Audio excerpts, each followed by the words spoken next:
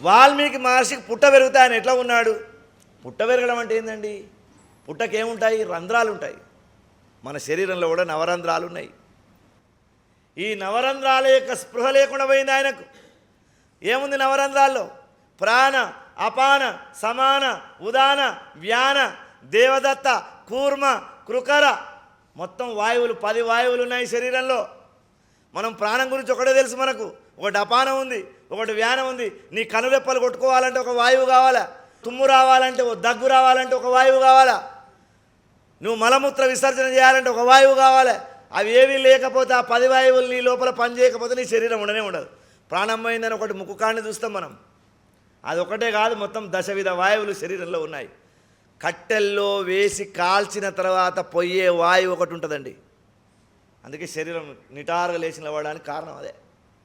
ఆ వాయువు ఊకపోతే ఆ శరీరం పూర్తిగా పోనట్టు, దాని యొక్క కర్మకాండ సరిగ్గా జరగనట్టు.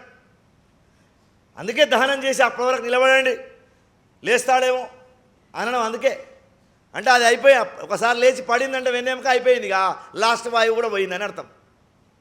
అట్లాంటి 10 విధ వాయువులతో ఈ శరీరం ఉంది. ఆ వాయువులు ఎందులో సంచరిస్తున్నాయి? వాటి యొక్క ప్రయాణం, గమనం అంతా దేంట్లో ఉంది? ఇగో ఈ నవరంధ్రాల్లో ఉంది. అంటే ఈ నవరంధ్రాల మీద, ఆ 10 విధ వాయువుల మీద స్పృహ లేనటువంటి స్థితికి వెళ్ళిపోయాడు ఆయన. ఆ స్పృహ లేనటువంటి స్థితికి వెళ్ళిన తర్వాత ఆయనకు బ్రహ్మగారు దర్శనం ఇచ్చాడు. ఆయన బ్రహ్మదర్శనం ప్రతి కథలో మీకు ఇదే. హిరణ్యాక్షుడు 10,000 సంవత్సరాలు తపస్సు చేయగానే బ్రహ్మదేవుడు కనిపించాడు. రావణాసురుడు 5,000 సంవత్సరాలు తపస్సు చేయగానే ఫలానా బ్రహ్మదేవుడు కనిపించాడు. ప్రతి రాక్షసునికి, ప్రతి మహర్షికి చెప్తుంటారు ఇది.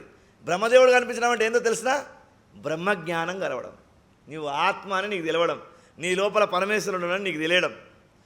ఆయనకు బ్రహ్మగారు దర్శనం ఇచ్చి, నీవు ఒక అద్భుతమైనటువంటి కార్యం వైపు వెళ్తావు, నారదుడు ఉపదేశించినటువంటి ఏ జ్ఞానం అయితే ఉందో దాని గురించి నువ్వు ఇంకా తీవ్రంగా ఆలోచించని చెప్పాడట ఆయన.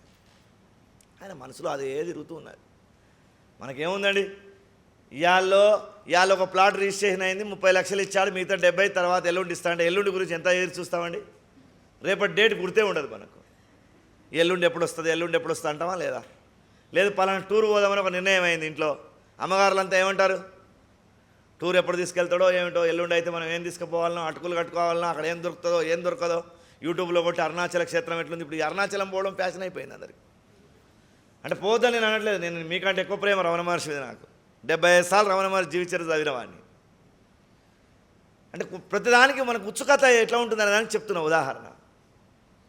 ఆ వాల్మీకి మహర్షి శరీరాన్ని, తనువును మర్చిపోయినటువంటి వాల్మీకి మహర్షికి బ్రహ్మజ్ఞానం కలిగిన తర్వాత ఆయన మనసు నిండా ఇట్లాంటి ఒక స్మరణనే వస్తూ ఉందట. ఈ స్మరణ వస్తున్నటువంటి సందర్భంలో ఆయన శిష్యుడైనటువంటి భరద్వాజుని తీసుకొని ఇద్దరు కలిసి తామసా నది తీరంలోకి వెళ్ళిరట స్నానం చేయడానికి. ఋషులకు త్రికాల సంధ్యలు ఉంటాయి, 3 సార్లు. గృహస్థులు 2 పూటలు తప్పకుండా చేయాల్సిందే. ఎప్పుడంటే అప్పుడు పూజ చేయకూడదు. 1 గంటకు నాకు తీరిందని చెప్పి 2 గంటలకు దేవుని మొక్కడం, 2 గంటలకు మీరు తిరుపతిలో పోయి రాత్రి 12 గంటలకు వెంకటేశ్వర స్వామి ఓపెన్ ఉంటాడని తెరిచి ఉంటుందా దేవాలయం ఎక్కడన్నా? పోను కలెక్టర్ గారు సాయంత్రం 8 గంటలకు పోయి కలుస్తా అంటే కలుస్తాడా? దేవునికి కూడా కొన్ని నిషిద్ధ కాలాలు ఉన్నాయి. అందుకే మన వాళ్ళు 2 సంధ్యలు, ఉదయం సంధ్య, సాయంత్రం సంధ్యలోనే భగవంతుని ప్రార్థన చేయాలి. దానికి విపరీతమైనటువంటి శక్తి ఉంటుంది. ఉదయం చేసేదానికి, సాయంత్రం చేసేదానికి. వంటంతా అయిపోయిన తర్వాత, పక్కింటి ఆమెతో కొట్లాడిన తర్వాత మధ్యాహ్నం 1 గంటకు పూజ చేయడం కాదు, ఈ 2 సంధ్యల్లో చేయాలి. ఋషులు తప్పకుండా త్రికాల సంధ్య చేసేవాళ్ళు. ఇగో ఈయన మధ్యాహ్న సంధ్యకు స్నానం చేయడానికి పోతున్నాడు. ఆయన అక్కడ చూస్తే ఆయన మనసంతా బ్రహ్మజ్ఞానమే కదండి. ఎవరికి బ్రహ్మజ్ఞానం ఉంటుందో వాళ్ళ ముఖం వెలిగిపోతుంది. వాళ్ళ జ్ఞానం ఒక అపరిమితమైనటువంటి తేజస్సుతోటి కనిపిస్తుందట. అట్లాంటి తేజస్సుతోటి ఉన్నాడు వాల్మీకి మహర్షి. ఆ తేజస్సుతోటి ఉంటే ఆయన చేతిలో ఉన్నటువంటి చేతి గుడ్డ ఏదైతే ఉందో తుడుచుకోవడానికి తెచ్చుకున్నాడో అది ఆ భరద్వాజునికి ఇచ్చాడు. ఆ ప్రకృతిని అంతా గమనిస్తూ ఉన్నాడు. ఎంత బాగుందబ్బా ఈ ప్రకృతి, ఎంత గొప్పగా ఉంది ఇది అని ఆ ప్రకృతిని అంతా చూస్తూ ఉన్నాడు. ఆయన చాలా ఆనందపడుతూ ఉన్నాడు. ఇట్లా చెట్టుపైకి చూడగానే ఒక మగ పక్షి, ఒక ఆడపక్షి, క్రౌంచ పక్షులు, 2 క్రౌంచ పక్షులు వాటి భాషలో అవి మాట్లాడుకుంటున్నాయి. కూర్చొని how are you, I love you, ఏమేమి మాట్లాడుకోవాలో అన్నీ మాట్లాడుకుంటున్నాయి. ఒక వేటగాడు తన బాణాన్ని విసిరి కొట్టాడు. ఆ కొట్టగానే ఒక పక్షి, మగ పక్షి కింద పడిపోయిందండి. పడిపోగానే ఆడపక్షి దాని చుట్టూ తిరుగుతూ రోదిస్తూ ఉంది. ప్రేమలు మనకేముంటాయని అనుకోకండి. ప్రతి జంతువుకి ఈ సృష్టిలో తల్లి కోడి మొదలుకొని తల్లి పిల్లి మొదలుకొని, తల్లి కుక్క మొదలుకొని, తల్లి చీమ మొదలుకొని, వాడి భాష తెలియదు కాబట్టి మనకు తెలియదు వాడి ప్రేమ అందని. ప్రతి వాళ్ళకి ఆ ప్రేమ ఉంటుంది. ఆ ఆడపక్షి విలవిలలాడిపోతుందట. ఆ పక్కన రెక్కలు కొట్టుకుంటూ ఏడుస్తుందట. ఈయన ఒక్కసారిగా దాని వైపు చూశాడు. ఎందుకంటే ఈయన హృదయంలో ఎలాంటి కల్మషం లేదు. ఆ తమసా నది ఎట్లయితే బురద లేకుండా నిర్మలంగా ఉందో అట్లా ఆయన హృదయం కూడా చాలా ఆనందంగా ఉంది. ఆయన చూస్తే ఆయనకు ఒక్కసారిగా వేటగాని మీద కోపం వచ్చిందట.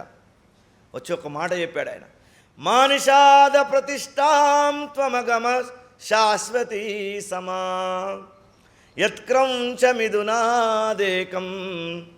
అవధి కామమోహితం. ఓ బోయవాడా, ఓ నిరంకుశుడైనటువంటి వేటగాడా, కామమోహితం. ఆ రెండు పక్షులు ప్రేమతో ఉన్నటువంటి సమయంలో ఆ జంట నుంచి నీవు ఒక పక్షిని విడదీశావు కాబట్టి నువ్వు శాశ్వతంగా అపకీర్తిని పొందుదువుగాక. ఆయన లోపల శోకము కలిగింది. లోకమేందో ఆయనకు తెలిసింది.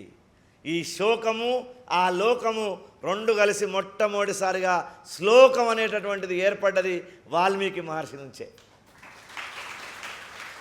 లోకం ఎప్పుడైతే శోకంతో మేళవింపబడుతుందో అప్పుడు శ్లోకం పుట్టుకొచ్చింది వాల్మీకి మహర్షి నుంచి. సరే, దీనికి అర్థాలు చాలా చెప్పారు. ఓ మండోదరి, ఓ రావణాసుర, ఓ శ్రీరామచంద్రుడా, మండోదరితో కలిసి ఉన్నటువంటి రావణాసురుడు దుర్మార్గం చేశాడు కాబట్టి నువ్వు శాశ్వతంగా అపకీర్తి పొందుదువుగాక అని కూడా ఈ శ్లోకానికి విరిచి విరిచి అర్థాలు చెప్పారు మన వాళ్ళు. కానీ వాల్మీకి చెప్పినటువంటి అర్థం మాత్రం, ఓ బోయవాడ, నువ్వు ఎంత తప్పు చేశావు. కామమోహితమైనటువంటి రెండు పక్షుల్లో, జంట పక్షుల్లో ఒక పక్షిని విడదీశావు. నువ్వు శాశ్వతంగా అపకీర్తిని పొందుదువుగాక అని శాపం ఇచ్చాడు. ఈ వీడియో మీకు నచ్చినట్లయితే లైక్ చేయండి, షేర్ చేయండి, కామెంట్ రూపంలో మీ అభిప్రాయాలు తెలియజేయండి. ఇలాంటి మరిన్ని వీడియోల కోసం శ్రీస్తుతి టీవీని సబ్స్క్రైబ్ చేయండి, పక్కనున్న గంటను కొట్టండి.